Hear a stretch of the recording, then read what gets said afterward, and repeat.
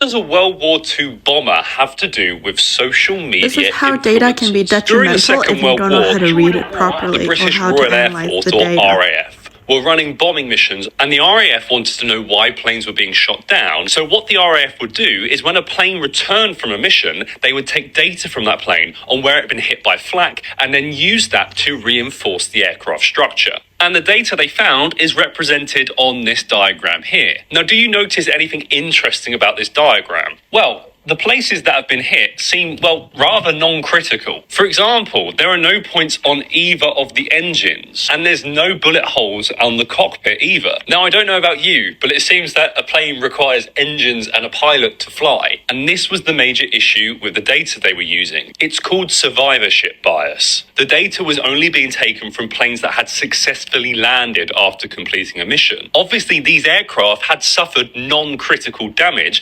otherwise they wouldn't have returned to the airbase. So what the RAF ended up doing was adding a load of armour to areas that were non-critical, and this slowed down the planes and actually meant they were more likely to go down. And in this case, it demonstrates the life or death consequences of using data which is incomplete. So what's this got to do with social media influencers? Well, in my opinion, there are two types of social media influencers. Specifically in the finance niche, these two tend to be more present. Now, I'm not saying any particular channel is guilty of this, or I'm not even saying that your channel, because it fits into this niche, can be misconstrued in this way. Gotta bat away those cease and desist letters. However, in my opinion, the first group are those who are just lying to you. For example, they say they did X and they've made X amount of money. Well, in this situation, they just haven't. They're just lying to you. And in fact, their income and their wealth is directly linked to you buying their course and buying into this idea. So that's one group. The other group is more interesting. And these are people who maybe have actually done what they said they've done. However, the likelihood of this being repeatable or reproducible is very, very low. For example, I bought X and I sold it for Y and made this amount of money.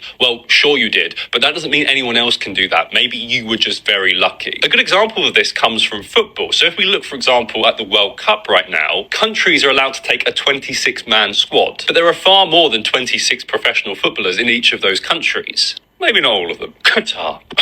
But the point is, because of how visualized those individual players are, you go, right, well, actually, there's a high probability of you becoming a football player. When actually it's not, because for each one of those places, there may be 1,000, 100,000 other people who tried for that place but failed. So in effect, what we're seeing is only those people that have survived, that have got to play top-level football. We're not seeing the countless other people who have failed to try and achieve that. And this is true as well with, say, finance. Because maybe you've succeeded in a business model, but actually a load of other people will try that model too and will fail. That is why and of course, those people that fail aren't going to publicise that on TikTok. Matters. And this is why I wanted to do Movember for this month, because I wanted to raise awareness for the often challenging environments that especially young men are growing up in. When they're seeing people on TikTok who are saying they're wealthy, famous, happy, etc., and they start judging themselves based off of those TikToks, when they're not aware of how unlikely and improbable, but also how tailored and controlled those kind of TikToks are. Like, you're only going to see the good side of people on TikTok. You're never going to see the bad. And the actual reason for that is survivorship bias.